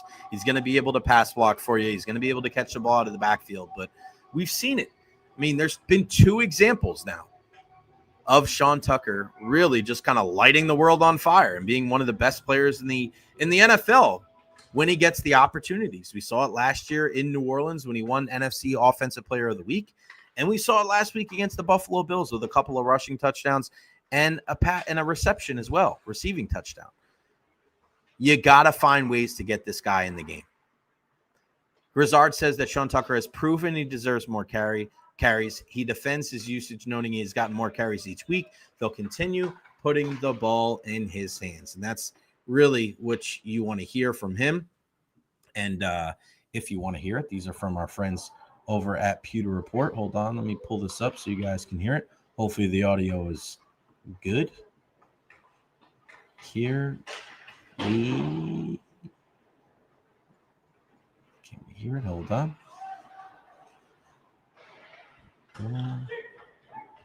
From here is Josh Grizzard on. No, not the buzzer. Grizzard on running the football more. Here is Josh Grizzard. Yeah, even 2 or 3 weeks ago when I think the question was posed in here on that, and he'd been doing a good job and continues to play better. And I think you see in the game where he had 19 carries and Shad had 10 or so. So without giving away a competitive disadvantage in terms of those guys' roles, I think what Sean has proven is that he deserves more carries. From the time that he's playing more with Buck out, he's really gotten more carries essentially each week. And I expect that to continue because he played really well, and Shad did as well. I think it was over 5 a clip from Shad. So when both those guys are going and you can really have a two-headed monster when it comes to that, then it's a really good thing for the Bucs. So I wanted to add, this never had a chance. Hard to judge Grizz with all the injuries. Yeah, I hear you. But with that being said, last year, Liam Cohen dealt with injuries too, and they're still able to run the football. Bucky had 3 different injuries last year, and they were still able to run the football and be a team that scored 30 points. And I know it's more this year because you have Godwin, Evans, Jalen McMillan, but you have Emeka Ibuka. You had Sean Tucker, and you saw proof of concept last year. So I understand. Like, I agree with you. I'm not saying he can't get better. And I certainly don't think he's a finished product. But good teams find a way. Good teams find a way. Rams second-year coordinator has done with more coverages than Todd has in 7 years. And, I was having this conversation before here at the arena about Todd Bowles. When this team struggles, Todd wears it. And Todd catches a lot of heat. And I don't think he gets nearly enough credit when the team does well. I've said this all week long, and I will continue to echo these sentiments today. I just can't put this entire thing on Todd Bowles. I can't. Now, you want to get on him for not being vocal enough with his special teams coach and making sure that he kicks the ball out of bounds or not to the return guys? Fine. You think that he needs to be in a position where he moves on from his special teams coach? Fine. I think he needs to wear that too. Do you want to give him grief for the Benjamin Morrison, Jamel Dean playing time thing? I've given you my 2 cents on that. I think part of the reason is definitely financially motivated and getting Benjamin Morrison ready. But I also think you want to limit the snaps for a guy like Jamel Dean, knowing that he gets hurt every freaking year. But as far as his ability with this defense and these guys not able to get home, like, how do you blame him for Yaya Diaby only having 4 sacks? How do you blame him for Hassan Reddick's injury and him only having a sack and a half? Like, those guys need to be able to win regardless of what the defensive play call is. We've had this conversation with Ian many, many times. These pass rushers on the outside. How come the best game from a pass rusher all year long has been from freaking Anthony Nelson in New Orleans against the Saints? Wasn't Yaya, wasn't Hassan Reddick. So, I mean, the players have to wear this too. Because the only way that these guys are getting a pass rush, the only way these guys are getting pressure on the quarterback is because of these exotic schemes for the Bulls. Jason Light, and not going and doing more to fortify this pass rush, has to wear some of this as well. And again, we get to this situation in sports sometimes where, like, oh, if you criticize somebody, it means you think they suck or they're worst or they have to get fired. Not even close. He's done a wonderful job as the GM, but he's had his missteps. And one of the things that the Buccaneers have not been able to do is put together guys that can rush the passer on the outside. If you want to say that Bowles has a role in that, then that's fine. But the guy that ultimately constructs this roster is the general manager, and that's Jason Light.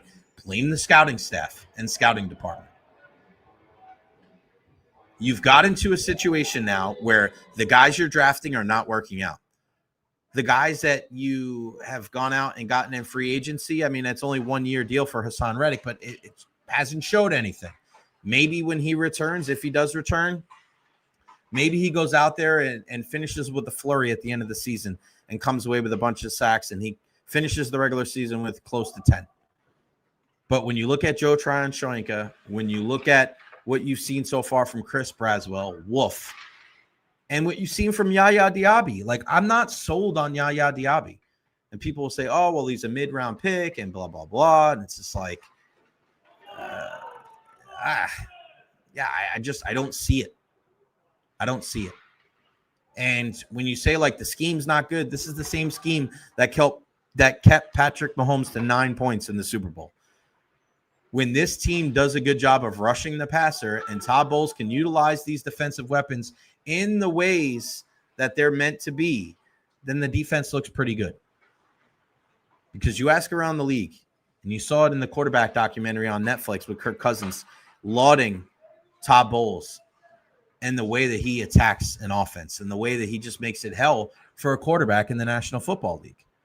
But when you don't have the right pieces there, I find it hard to blame Todd Bowles in that situation.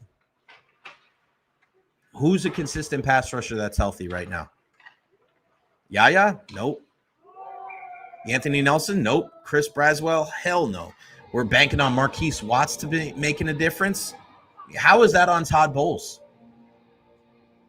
It's like blaming a hitting coach when a guy can't hit a fastball. Dude, you're the guy that has to go out there and do the job. And if you can't win one-on-one and get to the quarterback, you can't rely on scheme. That has nothing to do with scheme. You got to get home with 4. If Todd Bowles is your coach and you know that that's what he does, he's not just going to sit there and play this blanket defense and sit there and let guys pick him apart. He's going to switch it up. Very aggressive early, kind of dialed it back a little bit, changed a little bit later on. I mean, you have to mix what you're doing with your personnel based on who you have out there. miscommunication, guys not taking care of their own assignments. Again, I just don't know how you put that on him. Is he perfect? No. But I put probably more blame on Jason Light than I do with him. So you got to be able to do the job. And I know what you said when the Chiefs had 2 healthy linemen. Listen, the Buccaneers have played banged up offensive lines all year long, and they still haven't been able to get to the passer. So it is what it is. And those guys had success in other games that year too. It wasn't just in the Super Bowl against the Kansas City Chiefs. All right, guys, make sure you follow me on all social media platforms, Facebook, YouTube, Twitter, Twitch, TikTok, Instagram. Like and subscribe on YouTube. We're always so big on supporting local and, of course, supporting the original Oos, Ed Encina from the Tampa Bay Times. What's going on, man? How are you? What are you drinking over there? What's going on? Just eating. Oh, gosh. So when I went down to Sunrise, do you know Love's? Do you know Love's, the gas station? Yes. So there's like just a few down here in Florida, but they're all the way up the East Coast, right? Mm-hmm. And they have dog parks. Each one of them pretty much has a dog park. So when me and Raleigh go, we always stop by Love's, and they have some good. If you get, this is going to be a sales pitch, but if you get the app, they give you like free stuff. So this is basically like Love's version of Gatorade. Basically. Nice. Okay, I like that. So, I like that. All right, yeah. So you went down to Sunrise, and happy belated birthday, my friend. Thank you. I want to ask you, surprised that there wasn't more fireworks in South Florida on Saturday? Well, I mean, yes and no. I think that, the fact that, George Peros and, the league was up there, the kind of Big Brother was watching that, I think, I don't know if both teams were kind of told anything before the game, but it was definitely it definitely wasn't what we were used to seeing with those two teams. But also, too, I mean, at that point for both of those teams, those 2 points were really, really important. Right. So it wasn't as much about flexing muscles or pushing guys around or taking guys out or anything like that. It was really about kind of, getting those 2 points. So I think that's what kind of became pretty prevalent early on. And, especially for a Lightning team that had a lot of guys out there that, really weren't necessarily a part of any of this stuff, whether, I guess some of those, Sabrin and Finley and those guys were, but, as far as the history goes, yeah. As far as the history goes, yeah. I was a little bit surprised, but at the same time, I think that, it was one of those games that, it became kind of the typical Lightning Panthers game without all those fireworks, the not many chances, guys trying to fight for space, you knew it was going to, kind of come down to a couple of things. And, that's really what it was. It was kind of, without all the drama, it was still Lightning Panthers, in a lot of ways. Good to come away with 2 points and then an absolute egg lead in the second half of that game on Sunday. Regardless, I think they were so focused. I think it was just like an adrenaline and an energy dump. They had that date circled on the calendar on Saturday. I kind of put that Sunday game and just throw away the tape there. I love the response Tuesday night against the New Jersey Devils. And Ed, especially with all the guys that they're missing on the blue line, and I asked Coop about it today. I mean, it's pretty impressive and I know they didn't have Jack Hughes, but pretty impressive that they were able to play as structured and outside of that kind of 5-minute stretch there at the end of the second period, play a pretty solid defensive game. Yeah, for sure. I mean, and Coop always talks about it is, you keep a team to 2 goals or less and you've got a chance, and anything more than that and you're in trouble. So I don't know how many times I've heard him say that over the course of, the past few years, but, I think the big thing with the Lightning, and this is kind of getting back to the Lightning team that we saw, during those cup runs, is that, they can lay an egg, but they're not going to lay 2 in a row. They're going to rebound. They're going to show, a lot more life. They're going to show, that they've learned from those mistakes and maybe the lack of, stuff that they did in a bad loss. So I think that was big to see. Like you said, I mean, what they've done with kind of the, patchwork defensive core, especially in a game like that against the team, like you said, no Jack Hughes, but there's still a lot of firepower on that team. They're still fast as hell. And, they push you, they push you hard. So for them to only allow a goal in that game was huge. And again, I think the backbone of that back end is always Vasilevsky, and he's been playing great, over the past 7-8 games, and it's the combination of that and the limiting those chances, especially the ones in front of the net, those high danger chances, those odd man rushes, and knowing that Vasilevsky, when you do get a little loose, that he's going to be back there to make a big save when you need it. And again, like they were kind of in the same situation as they were in that Vancouver game, up 2-0 going into the second. And instead of, you have a couple points there where, there is a chance for New Jersey to hop back in, and whether it's, up 3-1 or right there when, after the first, when they're up 2-0, and like they didn't allow that next goal, and I think that's really the big thing is like, we've seen them earlier this year and over the years, where, there's that moment where a team pushes and, they maybe get within a couple goals, and then it's that next goal. Right. And they made sure that didn't happen against the Devils. I think that was a big part of it. Nick Paul looks like he's going to be returning tonight. We can never get a straight answer. It's like, show up. And Nick's like, did you really hear that? But he'll be in the lineup tonight. I mean, he's taking line rushes with Point and Gensel. What are you looking for from him tonight? Missed the first 19 games of the season. He's such a solid two-way player and such an integral part of this team. What are you looking for, and what does he bring to the table to this Bolts club? A lot. I think they've missed him a lot. I think that, the thing with Nick Paul is that he's one of those guys. He's probably one of the more like guys that you can do a lot with. Right. Like, he can play this. He can play center. He can play wing. He can play anywhere along, the top three lines. If you need to put him in the middle of a really physical line, you can. If he's got the skill and the skating to be able to play with Gensel and Point, which is what looks like he's going to do tonight. So. And then, I think he's one of those guys that, in different ways than say like an Anthony Cirelli or Brandon Hagel, that kind of brings you into the fight, so to speak, too. So you have that. And then obviously, there's the face-off issue that they've had over the course of the year. I think they're 31st out of the 32 teams in the league in face-offs. And Nick was a big part of that. They obviously lost Luke Glendening too, was a guy on the right side. Nick takes some of his face-offs on the right side too. So, I think that'll give him a boost too. But, for Paul, I think, just when we were talking to him this morning is, it's really that mental hurdle. He's never been to a situation where he's missed the first 19, 20 games of the season, so it's different if you're, get hurt in the middle of the year or, at the end or something like that. But like everyone's ramped up and he's been sitting there and not sitting there, because he's been doing bag skates to, get his legs in under him and everything like that.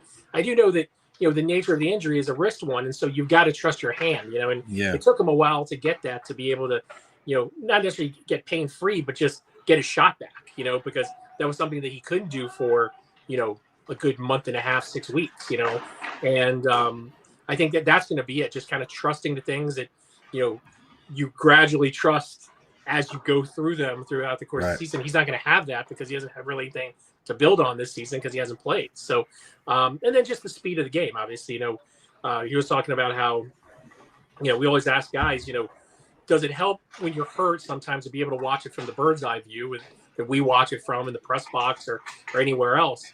And he was saying that, that helps because you see the wide angle, you see how plays develop.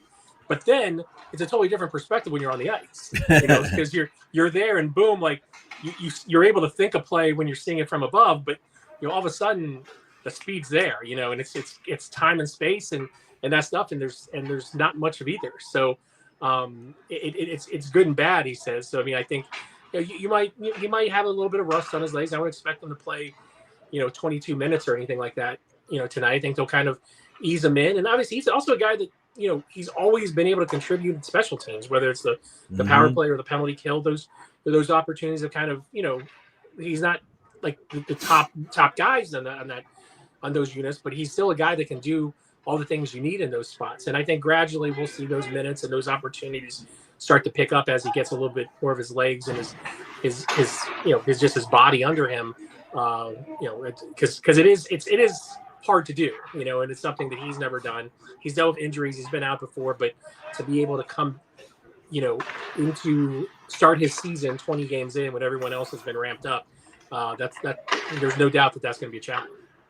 And then you feel for a guy like Jack Finley, don't you, Ed? I mean, this is a guy that's going to draw out tonight, it looks like. And, with how well he played in Florida, in South Florida, and then, he didn't play a ton the other night, a lot of special teams action. But, man, you just feel for the kid, such a start and stop. He played 6 of the 7 games in the preseason. He told me it was kind of a little weird not to play and to sit out as much in the regular season.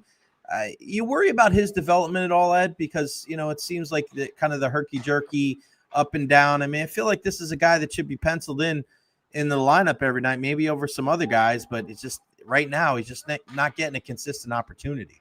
Right. Well, I can't tell you. I think that if they're playing opponents that they really feel like they need to muscle up on, I think him and Curtis Douglas are in games, a lot more, and I think that, the way they've played together, there's a little bit more faith in that, and we're just talking to both of those guys. I mean, you have too, is like, they have a great attitude about this, they do. And it's not easy. Like you said, it's, but it is better than being in Syracuse in the middle of November. Right. But at the end of the day, I think that the best thing for both of those guys is each other, because one, they've figured out a way to kind of treat practices as games when they're not in the lineup, and they push each other. They're kind of, both, they're not the same player, but there's some size wise and physicality wise, there's some, there's some similarities. And I think that those two guys have really been good for each other.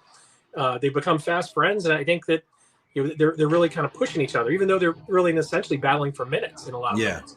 So, I think, and again, Jack Finley is like, he's one of those dudes that you do root for, and because he's been through so much, he's been through all those injuries, he's finally healthy. And, the dude just has a great attitude about things.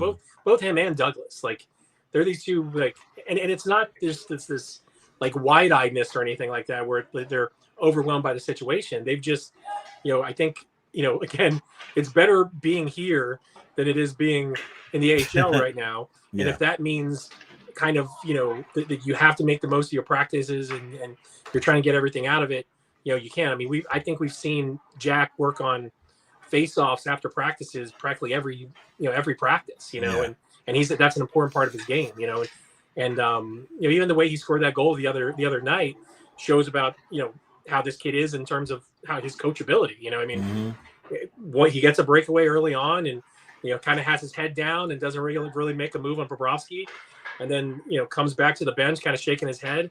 And then he got another one, which he said I don't think he's ever gotten 2 breakaway chances in a game since he's started playing hockey, and then he knew what to do with it. So those two guys, like, as much as like it'd be nice to see them out there more and get them to see minutes, and I think just from talking to them and just seeing them every day, I think they're in a good place, both physically and mentally, in terms of where they're at. And the thing is, they're around a bunch of, I think the hard part about this for a lot of guys when they come in is they walk in that room and they're intimidated by it, and I think now, the more they're around it, that's not so much the case, but you walk in the room for the first time, I think anyone will tell you, and it's not even rookies. I think Oliver Bjorkstrand would tell you that from the first day you walk in, is you walk in this room, you got Hall of Famer, Conn Smythe winner, all this other stuff, Art Ross winner, you got to, pick your choose, so, it's not as much as those guys can be welcoming. It's not necessarily easy to do. I think that one of the things that Bjorkstrand struggled with on the power play is being comfortable enough to shoot. So but I think those two guys, they've got really good makeup, and I think they'll be okay. Nick wants to know: has there been any news on the Bolt Stadium jerseys? The stadium jerseys. Yeah. Well, so.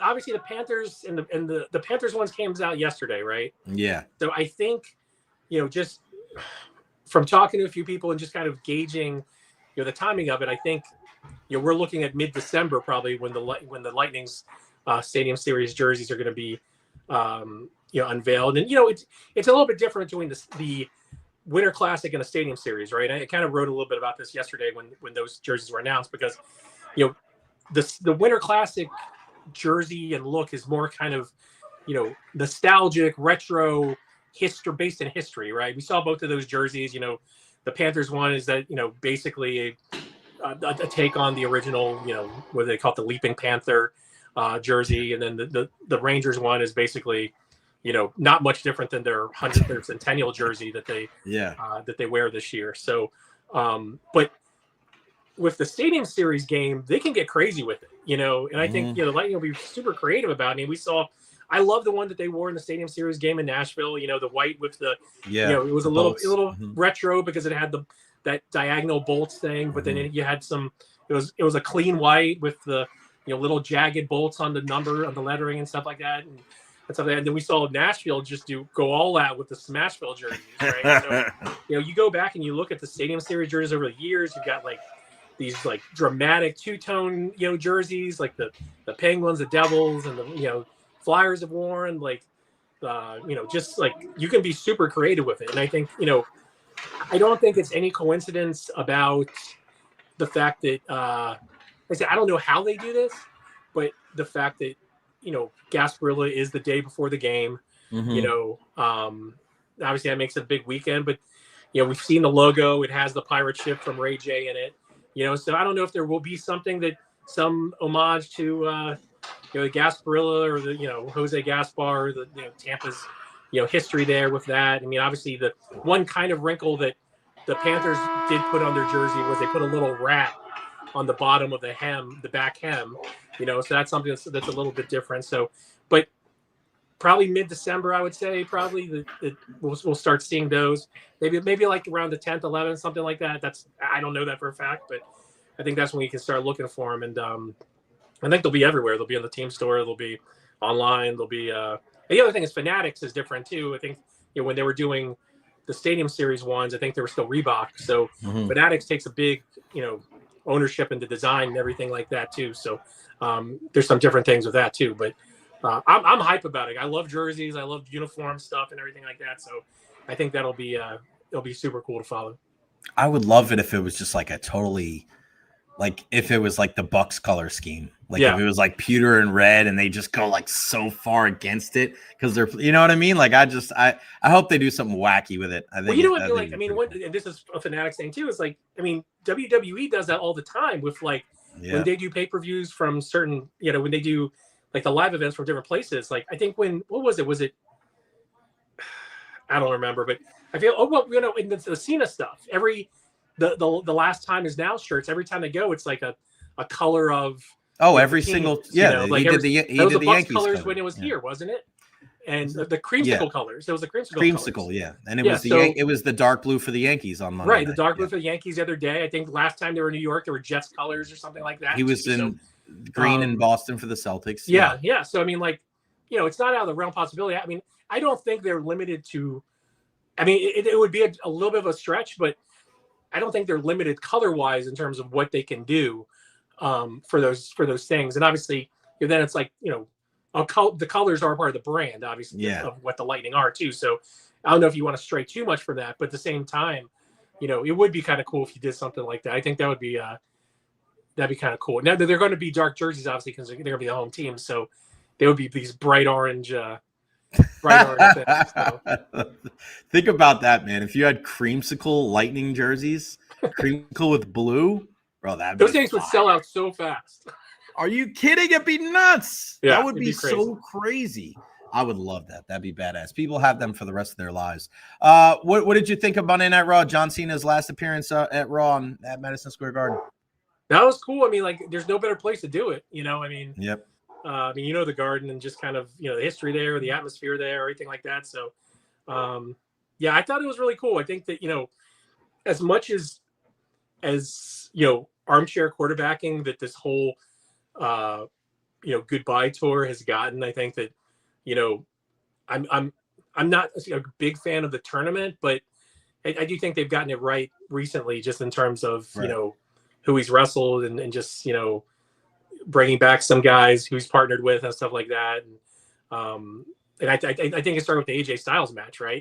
That one was one that we were just it was so cool, all the homages and stuff. So, I think I'm excited to see it. Like I said, the tournament, I think we talked about last week is, I think we know where it's going, right? And then you bring in some of these NXT guys and, you can still get rubbed from, losing, right? But then like, No you doubt. know, I thought Javon Evans was great. You know, I thought that these are guys like we talked about who, you know, maybe some people don't watch NXT and really haven't seen them do what they can do. So, but yeah.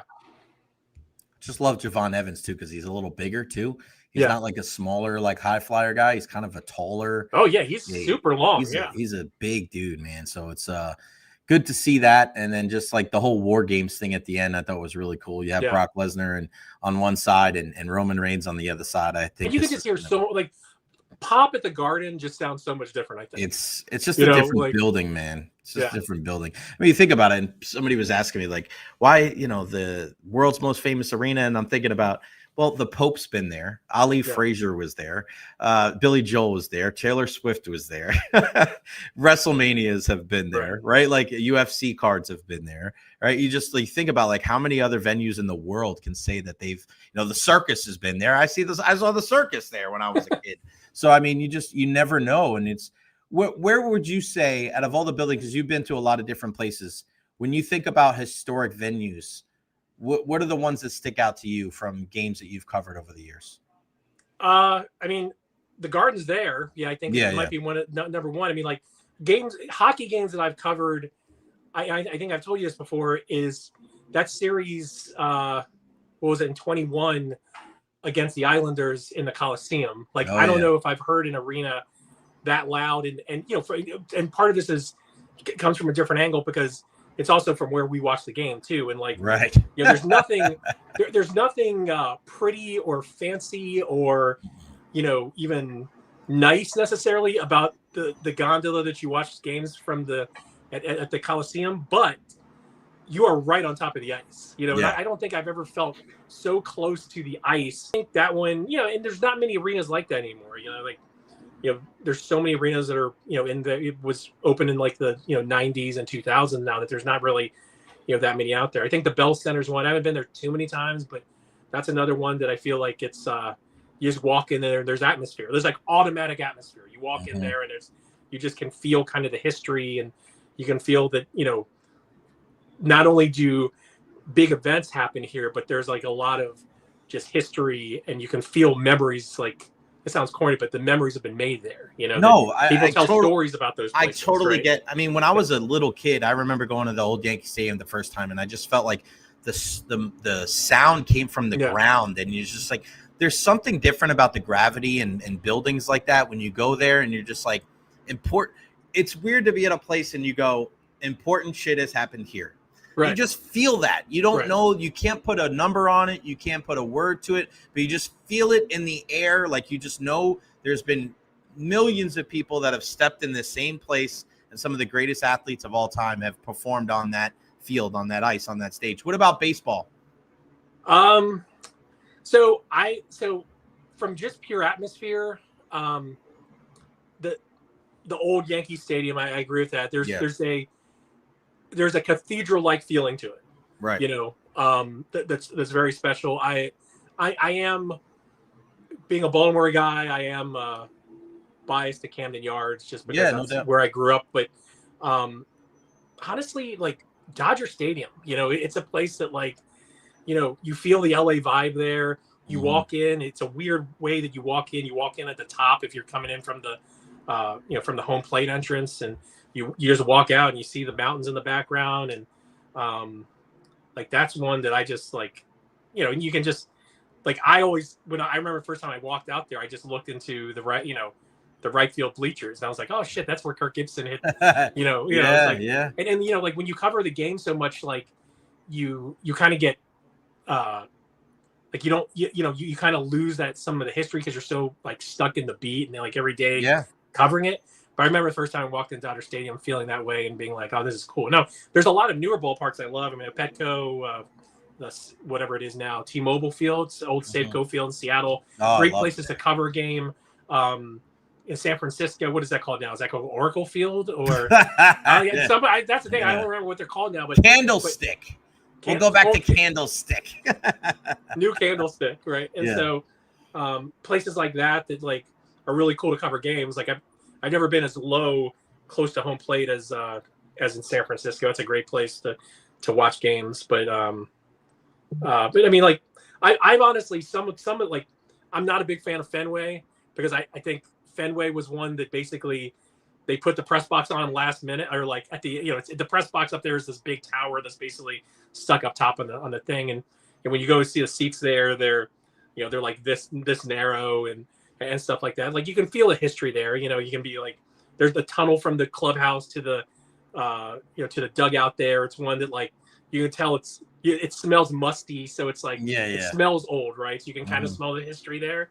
But yeah, I mean, like I mean, we can talk about it for days, but like with baseball, like I just love the history of it, and it's like you could go to the more that some of these older stadiums have been phased out, the tougher it is, to kind of feel that way because there's really not that many historic stadiums anymore.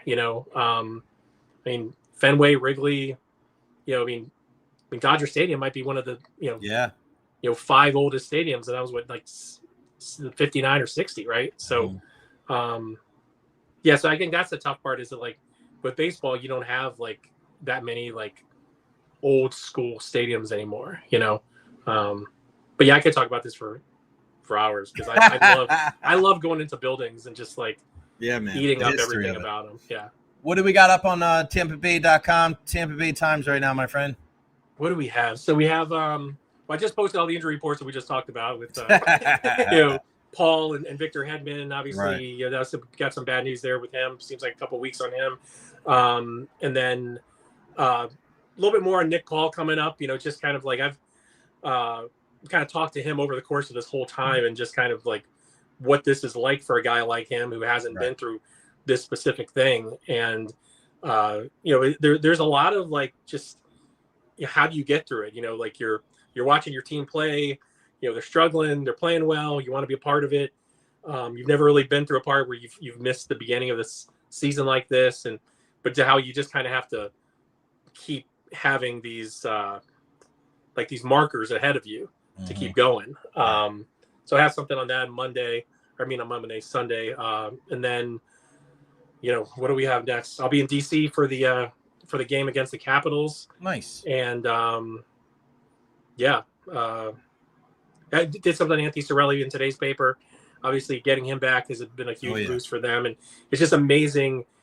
Maybe a little bit when he's out of the lineup, you don't necessarily notice him, but when he's back in the lineup after not being in it for 4 or 5 games, you definitely notice how much he means to this team, and in every, a lot like Paul, in every facet of the game.